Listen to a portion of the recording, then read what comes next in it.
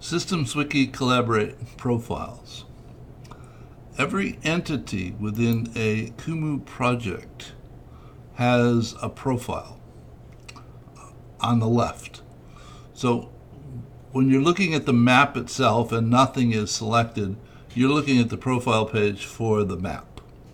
If you select any entity on the map, you're then looking at the profile for that entity.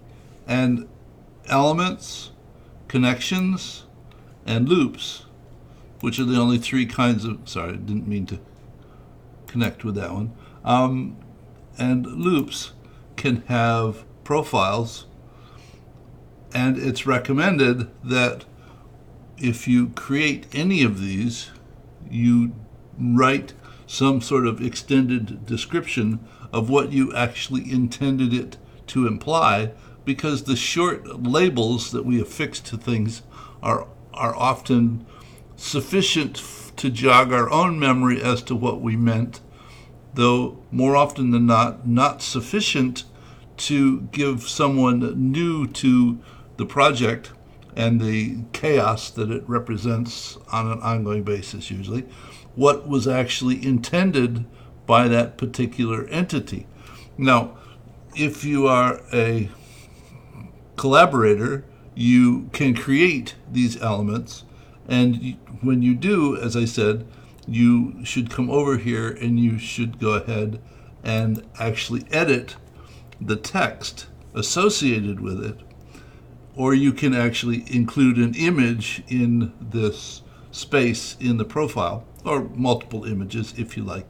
And the formatting of this is done in a language called Markdown, which is the simplest probably formatting language you're going to come across. It's far simpler than HTML, and any time that you are in one of these text boxes to edit the text, there's always a link here to Markdown, so you'll find a couple of formats that you use sort of on a regular basis, and over time you will use more and more of them, and they will become familiar, so that it tells you how to create italic and bold and underlined, and how to include links in the text, and do bulleted lists or numbered lists, how to actually do selectors and connect to maps and images and headers, to go actually do code and block notes and tables.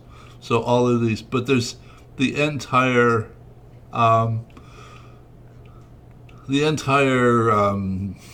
set of commands that you can use to do Markdown is about 2 pages long, so it's not extremely complex or complicated.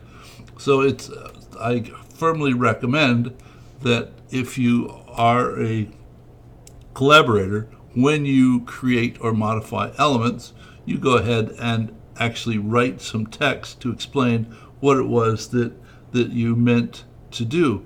Now also, in other words, and when you do create or modify that element, that entity, there will be an entry. Let me go ahead and just put change in here so that I actually modified 01R. If you look at the activity, notice it says that SystemsWiki updated 01R description. If it tells what I edited, it tells if there were connections made, if there were elements created, if there were deleted, and different things. So if I create a new element called trash, can't even spell trash, and I go ahead and create that element, which is then sitting right here. If I go then look at activity, it says that I added trash to the introduction, and then I added the map introduction, and that's introduction is the name of the map itself that it's talking about. So if I select this item and I delete it and then go look at the activity, it says that I deleted trash from the introduction. Introduction being, as I said, being the name of the map. So it's encouraged. In other words, the reason for being a contributor is so that you can actually contribute to the evolution of the map itself by adding elements and connections and loops.